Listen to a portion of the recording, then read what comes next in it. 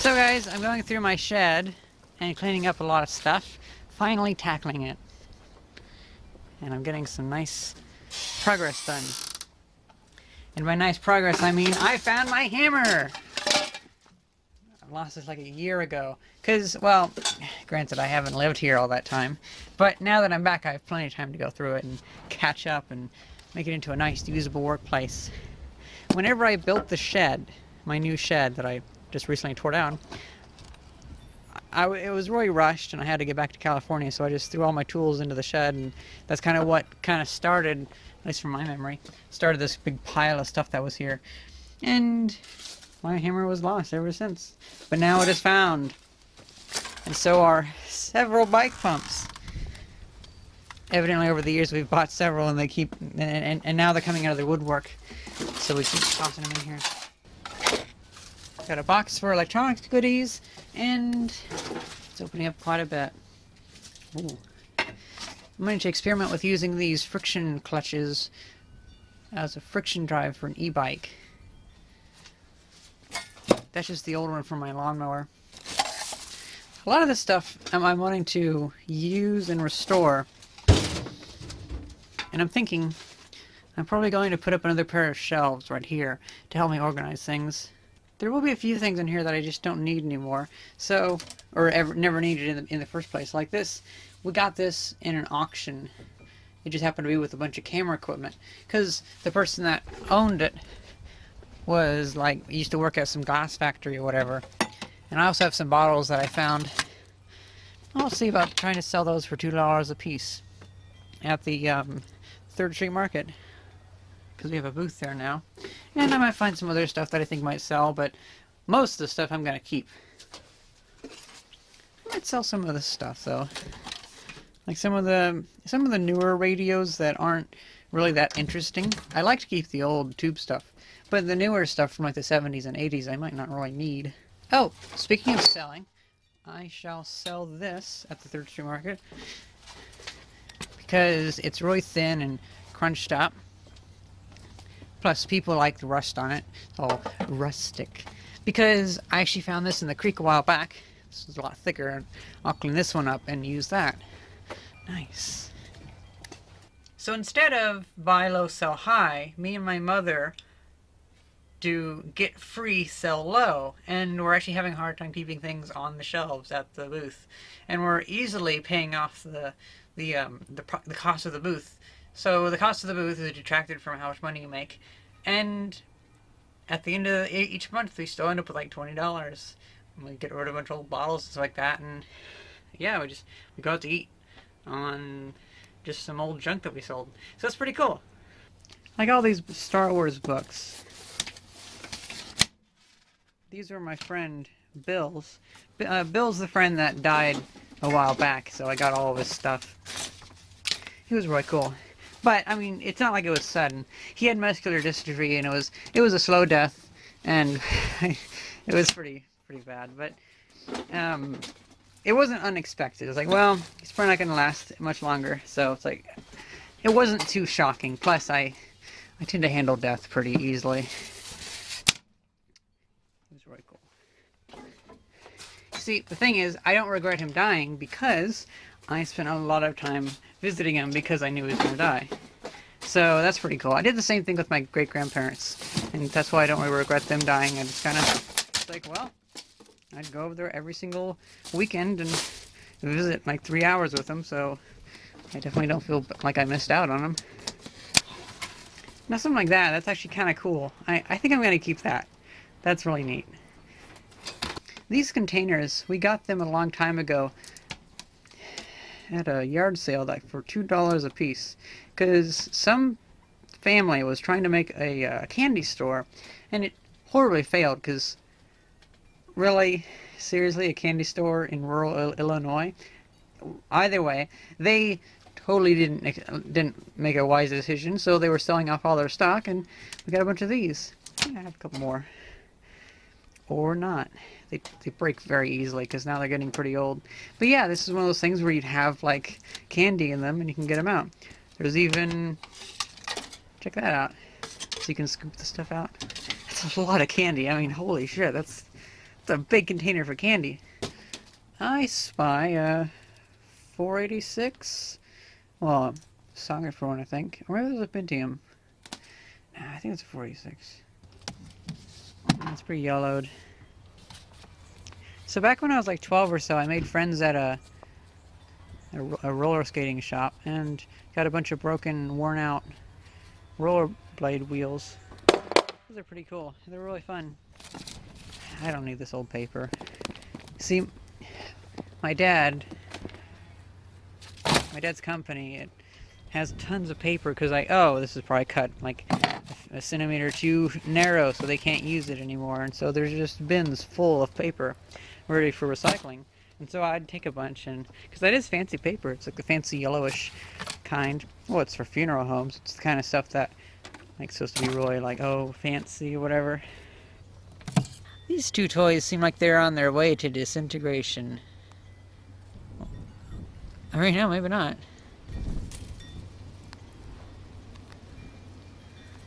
It's so weird. Ah, look what I just found. I should put this on my steampunk e-bike. Oh, looks like this is all just a bunch of electronics junk from that 10 items teardown video I made years and years ago. I should maybe finish that sometime. That whole bag reeks of cat piss. Yeah, I think cats might have been getting in from the back window even before I took it out. Oh, hey, check this out. My junkyard is back there. Works so well.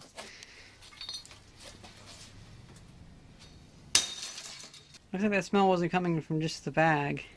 There's a lot of shit and stuff back there.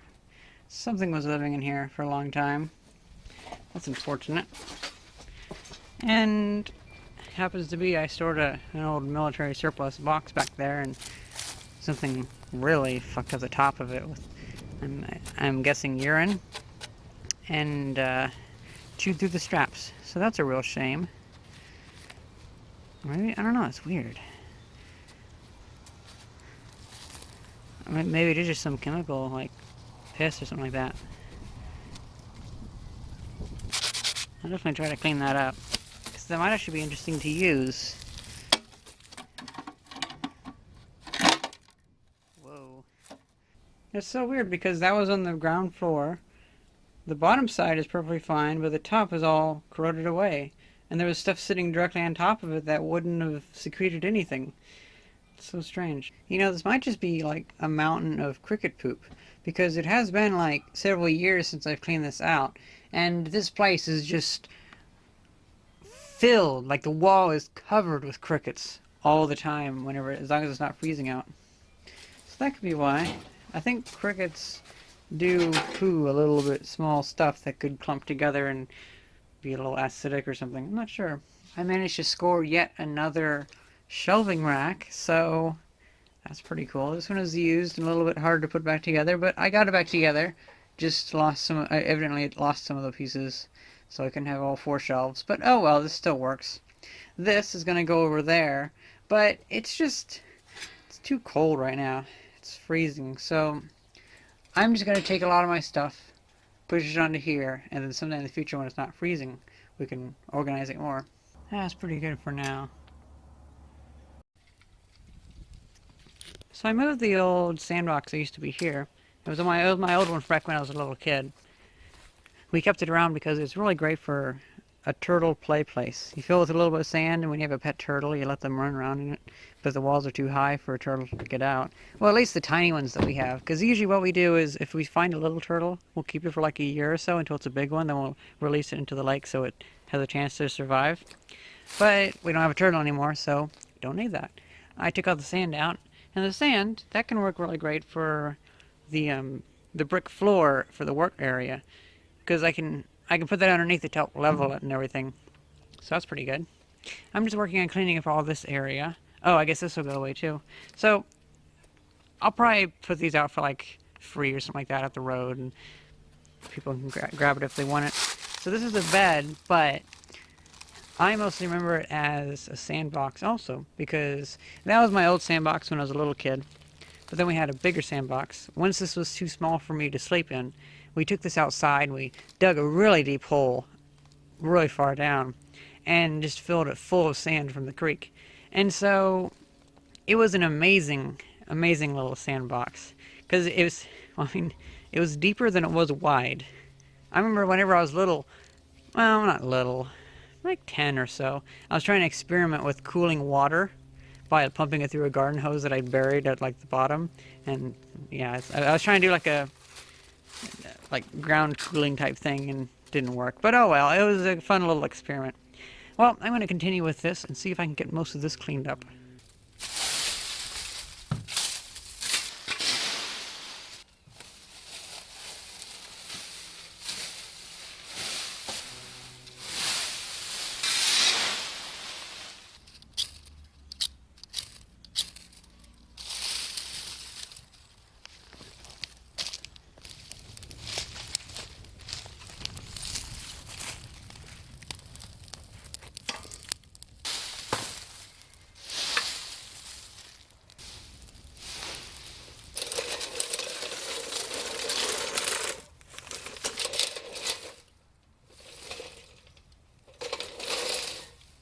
I think I'm going to resume restoring this 1955 Montgomery Ward push mower because as it is now, it is shit.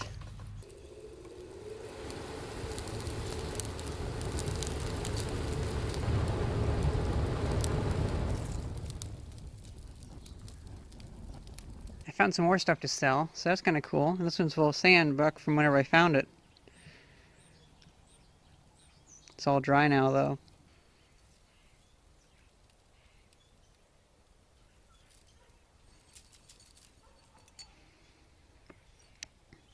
Bunch of roots in there.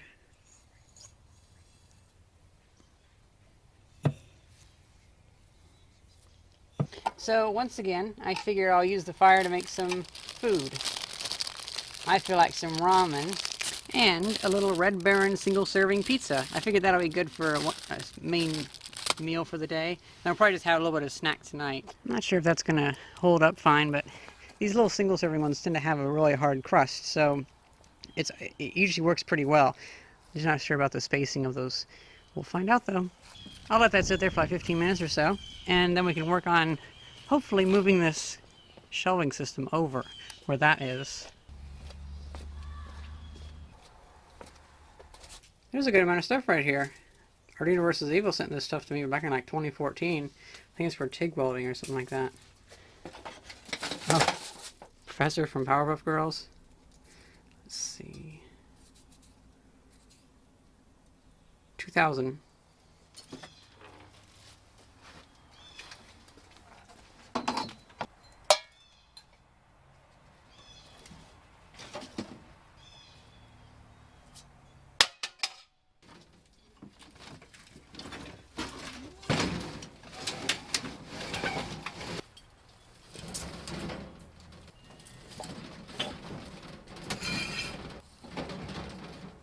Try getting the fire to go, but then it went too much. Ah, well, it's fine. Actually caught the beets on fire.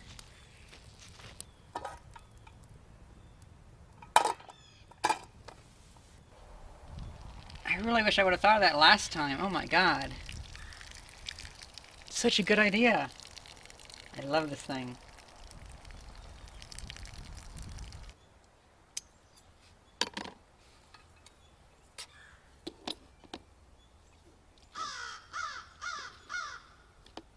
So I need to improve with the pizza because I did burn it, but I think that I can improve by adding like a stone underneath it, or even just getting like a brick and putting it underneath the next time. Plus I'm going to let the brick heat up. I think I'll eat this one upside down so I don't have to taste the crunchy stuff.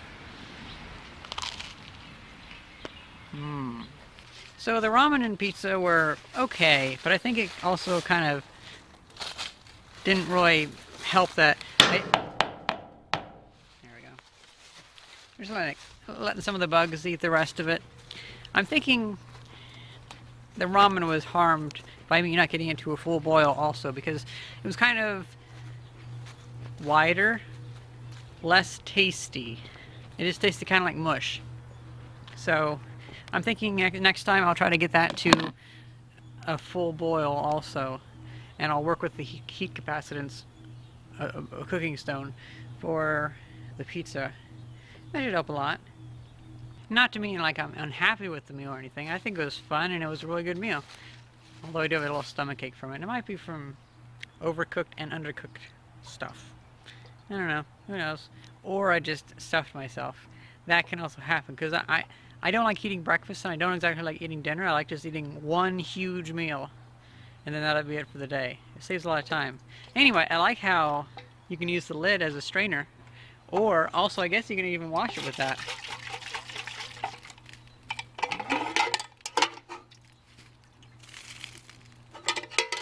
That makes things a lot easier. Because like after I made the Velveeta shells and cheese in this last time, I had a little bit of a hard time scrubbing that out.